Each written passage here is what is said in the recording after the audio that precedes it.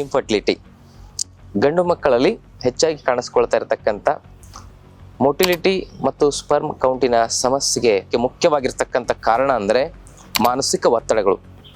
ನಾವು ಆಲ್ಮೋಸ್ಟ್ ಬೆಂಗಳೂರಲ್ಲಿ ಈ ಸಾಫ್ಟ್ವೇರ್ ಕಂಪ್ನಿಗಳಲ್ಲಿ ಕೆಲಸ ಮಾಡತಕ್ಕಂಥವರಲ್ಲಿ ಇಂತಹ ಸಮಸ್ಯೆನ ಹೆಚ್ಚಾಗಿ ನೋಡ್ತಾ ಇದ್ದೇವೆ. ಪುನರ್ನವ ಅಂತ ಸಿಗುತ್ತೆ. ಆ ಪುನರ್ನವ 2 ಚಮಚ 2 ಲೋಟ ನೀರಲ್ಲಿ ಕುದಿಸಿ ಅರ್ಧ ಲೋಟ ಕೆಳಿಸಿ ಶೋಧಿಸಿ ಆ ಒಂದು ಕಷಾಯ ಕುಡಿಯೋದು. ಇದು ಸೆಲ್ಸ್ಗಳನ್ನು ರೆಜ್ಯುನೇಷನ್ ಮಾಡ್ತದೆ. ಪುನರ್ನವ ಅಂದರೆ ಸೆಲ್ಸ್ಗಳನ್ನು, ಪುನರ್ನವ ಅಂದರೆ ಹೊಸದಾಗಿ ಒಂದು ಎನರ್ಜಿಯನ್ನು ಅದರಲ್ಲಿ ತುಂಬತಕ್ಕಂಥ ಕೆಲಸವನ್ನು ಮಾಡ್ತದೆ.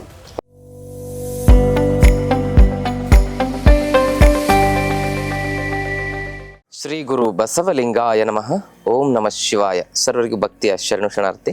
ನಾನು ನಿಮ್ಮ ಯೋಗ ಗುರು ವೈದ್ಯ ಶ್ರೀ ಚನ್ನಬಸವಣ್ಣ, ಶ್ರೀಗಂಗಾ ಯೋಗ ನಿಸರ್ಗ ಚಿಕಿತ್ಸಾ ಹಾಗೂ ಆಯುರ್ವೇದ ಸಂಶೋಧನಾ ಕೇಂದ್ರ, ಆರೋಗ್ಯ ಮಹಾಮನೆ, ಬೆಂಗಳೂರು, ಹುಬ್ಬಳ್ಳಿ, ಧಾರವಾಡ ಹತ್ತಿರ, ಮುರ್ಕಟ್ಟಿ. ಆತ್ಮೀಯರೇ, ತಮ್ಮೆಲ್ಲರಿಗೂ ನಮ್ಮ ಯೂಟ್ಯೂಬ್ ಚಾನಲ್ಗೆ ಭಕ್ತಿಯ ಸ್ವಾಗತ. ಇವತ್ತಿನ ಸಂಚಿಕೆಯಲ್ಲಿ ಮೇಲ್ ಇನ್ಫರ್ಟಿಲಿಟಿ, ಗಂಡು ಮಕ್ಕಳಲ್ಲಿ ಹೆಚ್ಚಾಗಿ ಕಾಣಿಸ್ಕೊಳ್ತಾ ಇರತಕ್ಕಂಥ ಮೊಟಿಲಿಟಿ ಮತ್ತು ಸ್ಪರ್ಮ್ ಕೌಂಟಿನ ಸಮಸ್ಯೆಗೆ ಪರಿಹಾರವನ್ನು ಕುರಿತಾಗಿ, ಮನೆಮದ್ದನ್ನು ಕುರಿತಾಗಿ ಮಾಹಿತಿಗಳನ್ನು ನೋಡೋಣ. ಇತ್ತೀಚಿನ ದಿನಗಳಲ್ಲಿ ಈ ಸಮಸ್ಯೆ ಹೆಚ್ಚಾಗಿ ಕಾಣಿಸ್ಕೊಳ್ಳಿಕ್ಕೆ ಮುಖ್ಯವಾಗಿರ್ತಕ್ಕಂಥ ಕಾರಣ ಅಂದರೆ ಮಾನಸಿಕ ಒತ್ತಡಗಳು. ನಾವು ಆಲ್ಮೋಸ್ಟ್ ಬೆಂಗಳೂರಲ್ಲಿ ಈ ಸಾಫ್ಟ್ವೇರ್ ಕಂಪ್ನಿಗಳಲ್ಲಿ ಕೆಲಸ ಮಾಡತಕ್ಕಂಥವರಲ್ಲಿ ಇಂತಹ ಸಮಸ್ಯೆನ ಹೆಚ್ಚಾಗಿ ನೋಡ್ತಾ ಇದ್ದೇವೆ. ಪ್ರತಿ ತಿಂಗಳು ಒಂದು 8 ರಿಂದ 10 ಜನ ಅಂತೂ ಇಂಥ ಇನ್ಫರ್ಟಿಲಿಟಿ ಸಮಸ್ಯೆಗೆ ನಮ್ಮಲ್ಲಿ ಮೆಡಿಸಿನ್ಗಳನ್ನ ತೆಗೆದುಕೊಂಡು ಹೋಗ್ತಾ ಇದ್ದಾರೆ.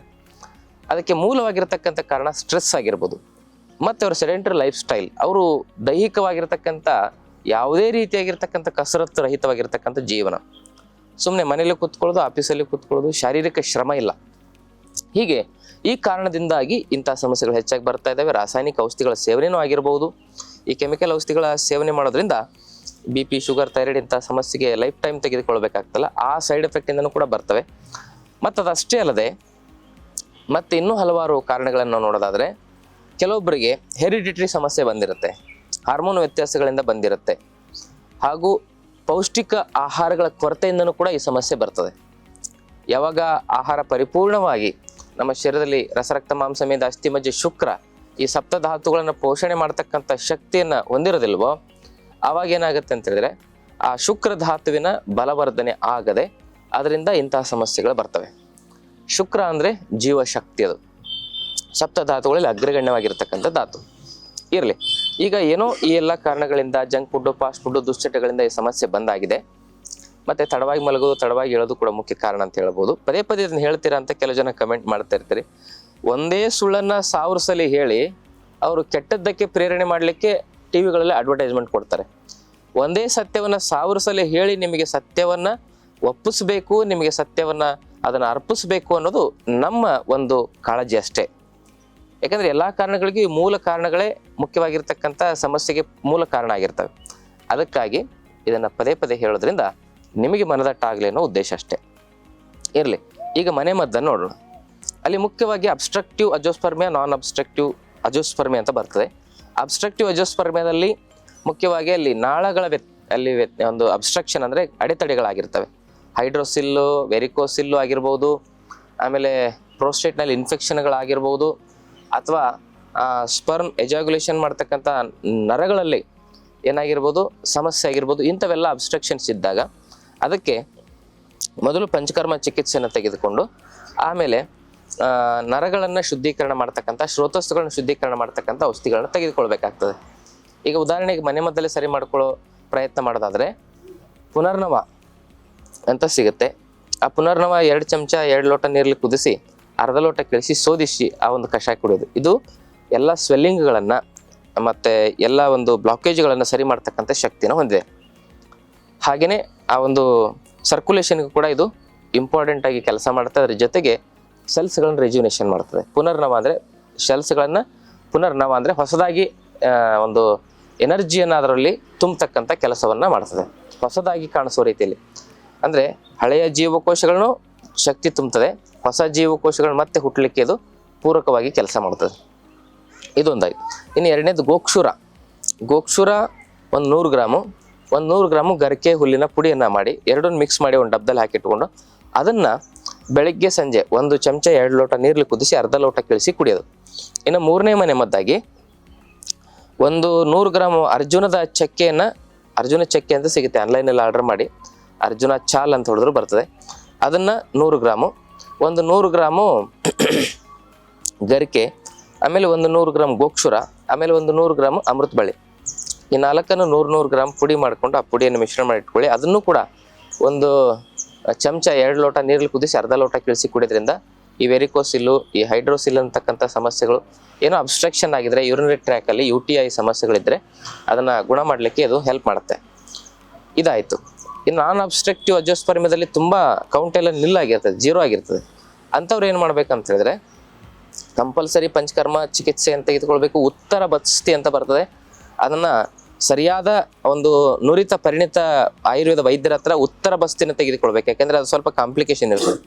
ಅದನ್ನು ತೆಗೆದುಕೊಳ್ಳೋದು, ಸರಿಯಾಗಿ ಪತ್ತೆ ಮಾಡಿ ಯೋಗ ಮಾಡಿದ್ರೆ ನಾನ್ ಅಬ್ಸ್ಟ್ರಕ್ಟಿವ್ ಅಜೋಸ್ಪರ್ಮಿಯಾ ಅಂದರೆ 0 ಕೌಂಟ್ ಇರ್ತದೆ, ಮೊಟಿಲಿಟಿ ಅಲ್ಲ. ಅಂಥವರು ಕೂಡ 100ಕ್ಕೆ ಒಂದು 60-70% ಜನರು ಅದನ್ನು ಸರಿಪಡಿಸ್ಕೋಬೋದು. ಇಲ್ಲಾಂದರೆ ಅದನ್ನೇನು ಮಾಡ್ತಾರೆ, ಒಂದು ಪಿಸ್ಸಾ ಥೆರಪಿ ಅಂತ ಮಾಡ್ತಾರೆ. ಪಿಸ್ಸಾ ಅಂದರೆ ಡೈರೆಕ್ಟಾಗಿ ಟೆಸ್ಟಿಕಲ್ಲಿಂದನೇ ಕೌಂಟ್ ಇದು ಸ್ಪರ್ಮ್ ತೆಗಿತಕ್ಕಂಥ ಕೆಲಸವನ್ನು ಮಾಡ್ತದೆ. ಅಲ್ಲಿ ಏನಾದ್ರು ಸ್ವಲ್ಪ ಹೆಚ್ಚು ಕಮ್ಮಿ ಆಯಿತು ಅಂದರೆ ಪ್ರಾಣಕ್ಕೆ ಅಪಾಯ ಆಗುವ ಚಾನ್ಸಸ್ಗಳು ಇರ್ತವೆ. ಅದಕ್ಕೆ ಆ ದೊಡ್ಡ ಸರ್ಜರಿ ರಿಸ್ಕ್ ತಗೊಳ್ಳೋದಕ್ಕಿಂತ ಮೊದಲು ಇದನ್ನು ನೀವು ಮಾಡೋದು ತುಂಬ ಉತ್ತಮ ಅಂತ ನನ್ನ ಒಂದು ಅಭಿಪ್ರಾಯ. ಮತ್ತೇನೆಂದರೆ ಭಾಳ ಜನರಿಗೆ ಡೋನರ್ ಸ್ಪರ್ಮ್ ಹೋಗ್ಲಿಕ್ಕೂ ಇಷ್ಟ ಇರೋದಿಲ್ಲ, ಯಾಕಂದರೆ ತಮ್ಮದೇ ಬಯಾಲಜಿಕಲ್ ಚೈಲ್ಡ್ ಬೇಕು ಅಂತ ಆಸೆ ಇರ್ತದೆ. ಅದಕ್ಕಾಗಿ ನೀವು ಆದಷ್ಟು ಹೆಣ್ಮಕ್ಳಿಗೆ 35 ವರ್ಷ ಆದಮೇಲೆ ಎಗ್ ಪ್ರೊಡ್ಯೂಸ್ ಆಗೋದು ತುಂಬ ಕಮ್ಮಿ ಆಗುತ್ತೆ. ಆವಾಗ ನೀವು ಅದಾದಮೇಲೆ ನೀವು ಜಾಸ್ತಿ ನೀವೇನಾದ್ರು ಪ್ರಯತ್ನ ಪಟ್ಟು ಸರಿ ಮಾಡಿಕೊಂಡ್ರೂ ಕೂಡ ಅದು ವೇಸ್ಟ್ ಆಗುತ್ತೆ. ಯಾಕೆಂದರೆ ಅಲ್ಲಿ ಎಗ್ಗೆ ಇರದೇ ಇದ್ದಾಗ ನಿಮ್ಮ ಒಂದು ಕ್ವಾಂಟಿಟಿ ಕ್ವಾಲಿಟಿ ಎಷ್ಟೇ ಇಂಪ್ರೂವ್ಮೆಂಟ್ ಆದರೂ ಕೂಡ ಅದು ಉಪಯೋಗ ಆಗ್ದಂಗೆ ಆಗುತ್ತೆ. ಅದಕ್ಕೆ ಗಂಡ್ಮಕ್ಳು 50-60 ವರ್ಷ ಆದರೂ ಅವ್ರದ್ದೇನು ತೊಂದರೆ ಇಲ್ಲ. ಹೆಣ್ಮಕ್ಳಿಗೆ 35 ವರ್ಷದವರೆಗೂ ಹೆಚ್ಚು ಆ ಒಂದು ಫರ್ಟಿಲಿಟಿ ರೇಟು ಕ್ರಿಯಾಶೀಲವಾಗಿರ್ತದೆ. ಅದಕ್ಕಾಗಿ ನೀವು ಇದರಲ್ಲಿ ಡಿಲೇ ಮಾಡದೆ ನಿಮ್ಮ ಸಮಸ್ಯೆಗೂ ಪರಿಹಾರ ಕಂಡುಕೊಳ್ಬೇಕು. ಅವ್ರ ಏಜನ್ನು ಕೂಡ ನೀವು ಗಣನೆಗೆ ತೆಗೆದುಕೊಳ್ಬೇಕು ಅನ್ನೋ ವಿಚಾರ ಭಾಳ ಮುಖ್ಯವಾಗಿರ್ತಕ್ಕಂಥದ್ದು. ಈಗ ಇದಾದಮೇಲೆ ಒಂದಿಷ್ಟು ಏನೇನು ಅಬ್ಸ್ಟ್ರಕ್ಷನ್ಸ್ ಇಲ್ಲ, ಏನೂ ಇಲ್ಲ, ಸಾಧಾರಣವಾಗಿ ಮೊಟಿಲಿಟಿ ಕೌಂಟ್ ಸ್ವಲ್ಪ ವ್ಯತ್ಯಾಸ ಆಗಿದೆ, ಕಡಿಮೆ ಆಗಿದೆ ಅಂದಿದ್ದಕ್ಕೆ ಅಂಥದಕ್ಕೊಂದಿಷ್ಟು ಮನೆಮದ್ದುಗಳನ್ನು ಹೇಳ್ತೇನೆ. ಒಂದು 100 ಗ್ರಾಮು ಶಿವಲಿಂಗಿ ಬೀಜ, ಒಂದು 100 ಗ್ರಾಮು ಪುತ್ರ ಜೀವಕ ಬೀಜ, ಇವೆರಡನ್ನೂ ಸಮ ಪ್ರಮಾಣದಲ್ಲಿ ತೆಗೆದುಕೊಂಡು ಅದನ್ನು ಪುಡಿ ಮಾಡ್ಕೊಳ್ಳಿ.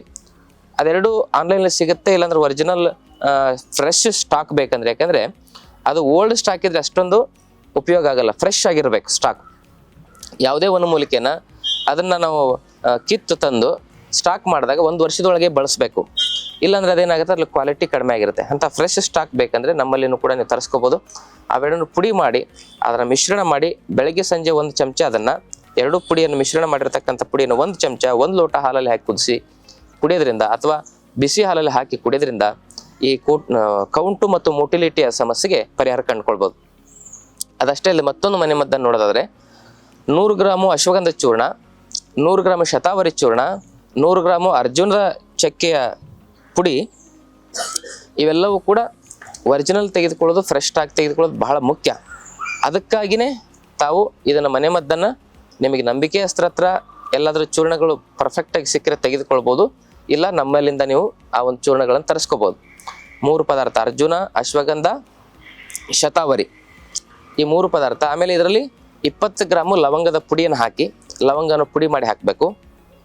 ಆಮೇಲೆ ಇದರಲ್ಲಿ ಅತಿ ಬಲ ಅಂತ ಸಿಗುತ್ತೆ. ಅತಿ ಬಲ ಅದರ ಬೀಜಗಳು ಸಿಗ್ತವೆ, ಅತಿ ಬಲದ ಬೀಜ. ಆ ಬೀಜಗಳನ್ನು 1 ತೊಲೆಯಷ್ಟು ಪುಡಿ ಮಾಡಿ ಅದರಲ್ಲಿ ಹಾಕಬೇಕು. ಆಮೇಲೆ ನಸುಗುನ್ನಿ ಬೀಜ ಅಂತ ಸಿಗುತ್ತೆ, ನಸುಗುನ್ನಿ ಬೀಜ ಕಪಿಕಚ್ಚು ಅಂತಾರೆ. ಅದರಲ್ಲಿ ಕಪ್ಪು ನಸುಗುನ್ನಿ ಬೀಜವನ್ನು ಪುಡಿ ಮಾಡಿ ಅದನ್ನು ಕೂಡ 100 ಗ್ರಾಮ್ ಹಾಕಿ, ಇವೆಷ್ಟೆಲ್ಲ ಸೇರಿರ್ತಕ್ಕಂಥ ಈ ಪದಾರ್ಥವನ್ನು, ಅವೆಲ್ಲ ಚೂರ್ಣಗಳನ್ನು ಮಿಶ್ರಣ ಮಾಡಿ ಒಂದು ಡಬ್ಬದಲ್ಲಿ ಹಾಕಿ ಇಟ್ಟುಕೊಂಡು ಅದನ್ನು 1 ಚಮಚ ತೆಗೆದುಕೊಳ್ಳಿ. ಅದರಲ್ಲಿ ಅರ್ಧ ಚಮಚ ಜೇನು, ಇನ್ನೊಂದು ಚಮಚ ಹಸುವಿನ ತುಪ್ಪ ಮಿಶ್ರಣ ಮಾಡಿ ಬೆಳಗ್ಗೆ ಅದನ್ನು ಸೇವನೆ ಮಾಡಿ, ಅದಾದಮೇಲೆ 1 ಲೋಟ ಸ್ವಲ್ಪ ಎಳ್ನೀರು ತೆಗೆದುಕೊಳ್ಬೇಕಾಗ್ತದೆ. ಇಷ್ಟು ಮಾಡಿ ನೀವು ಒಂದು 2-3 ತಿಂಗಳು ಮಾಡೋಷ್ಟರಲ್ಲಿ ನಿಮ್ಮಲ್ಲಿ ಮೊಟಿಲಿಟಿ ಮತ್ತು ಕೌಂಟು 100ಕ್ಕೆ 80 to 90% ಜನರಲ್ಲಿ ಯಾವ ಚಿಕಿತ್ಸೆನೂ ಇಲ್ಲದೆ ಅದು ಸಾಧಾರಣ ಸ್ಥಿತಿಗೆ, ಸಹಜ ಸ್ಥಿತಿಗೆ ಬರ್ತದೆ.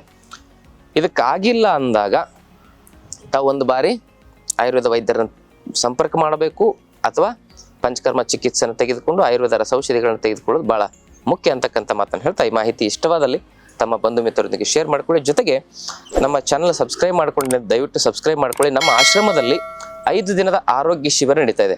ಅಲ್ಲಿ ಆರೋಗ್ಯವಂತ ಮನುಷ್ಯರು ಕೂಡ ಬರ್ಬೋದು. ಯಾಕಂದ್ರೆ ಮುಂದೆ ಆರೋಗ್ಯದ ಸಮಸ್ಯೆಗಳು ಬರಬಾರ್ದು ಅಂತೇಳಿ ಔಷಧಿ ಕೊಡು ಅಂದ್ರೆ ಯಾರು ಕೊಡಲ್ಲ, ಬಂದ ಮೇಲೆ ಕೊಡ್ತಾರೆ. ಆರೋಗ್ಯ ಸಮಸ್ಯೆಗಳು ಬರದೇ ಇರೋದಕ್ಕೆ ಒಂದು ಔಷಧಿ ಅಂದ್ರೆ ಯೋಗ ಮತ್ತು ಆಹಾರ ಪದ್ಧತಿ, ಜೀವನ ಕ್ರಮ. ಅದನ್ನ ನಾವು 100 ವರ್ಷ ಆರೋಗ್ಯವಾಗಿರಬೇಕು, ಆಸ್ಪತ್ರೆ ಔಷಧಿಗಳ ಸವಾಸ ಬೇಡ ಅನ್ನೋರು ಕೂಡ ಬನ್ನಿ. ಈಗಾಗಲೇ BP, sugar, thyroid, cholesterol, kidney ಇವೆಲ್ಲ ಸಮಸ್ಯೆಗಳಿಂದ ಬಳಲ್ತಾ ಇರೋರು, ಸೋರಿಯಾಸಿಸ್ ಅಂತ ಸಮಸ್ಯೆಗಳಿಗೆ ಲೈಫ್ ಟೈಮ್ ಮೆಡಿಸಿನ್ ತೆಗೆದುಕೊಳ್ತಾ ಇರೋರು ಆ ಶಿಬಿರದಲ್ಲಿ ಭಾಗವಹಿಸಿ ಆ ಮಾತ್ರೆಗಳನ್ನ ಹೇಗೆ ಬಿಡೋದು, ಆ ಮಾತ್ರೆಗಳಿಲ್ಲದೆ ಹೇಗೆ ನಾವು ಆರೋಗ್ಯವಾಗಿ ಬದುಕೋದು ಅನ್ನೋದನ್ನ ತಿಳ್ಕೊಳ್ಬೋದು. ಅದಕ್ಕೆ ತಾವೆಲ್ಲರೂ ಆ ಒಂದು ಶಿಬಿರದಲ್ಲಿ ಕುಟುಂಬ ಸಮೇತರಾಗಿ ಭಾಗವಹಿಸೋದ್ರ ಮೂಲಕ ಅದರ ಪ್ರಯೋಜನಗಳನ್ನು ಪಡ್ಕೊಳ್ಳಿ ಅಂತಕ್ಕಂಥ ಮಾತನ್ನು ಹೇಳ್ತಾ ಈ ದಿನದ ಸಂಚಿಕೆಯನ್ನು ಮುಗಿಸ್ತಾ ಇದ್ದೀನಿ. ತಮ್ಮೆಲ್ಲರಿಗೂ ಶರಣಾರ್ಥಿ. ಲೇಟೆಸ್ಟ್ ಹಾಗೂ ಇಂಟ್ರೆಸ್ಟಿಂಗ್ ಸುದ್ದಿಗಳಿಗಾಗಿ ಬಾಸ್ ಟಿವಿ ಕನ್ನಡ ಚಾನೆಲ್ನ ಸಬ್ಸ್ಕ್ರೈಬ್ ಮಾಡಿ. ಹಾಗೆಯೇ ಬೆಲ್ ಐಕಾನ್ ಪ್ರೆಸ್ ಮಾಡಿ. ಇದರ ಜೊತೆಗೆ ಫೇಸ್ಬುಕ್, ಇನ್ಸ್ಟಾಗ್ರಾಮ್, ಎಕ್ಸ್ನಲ್ಲೂ ಮಿಸ್ ಮಾಡದೆ ಫಾಲೋ ಮಾಡಿ.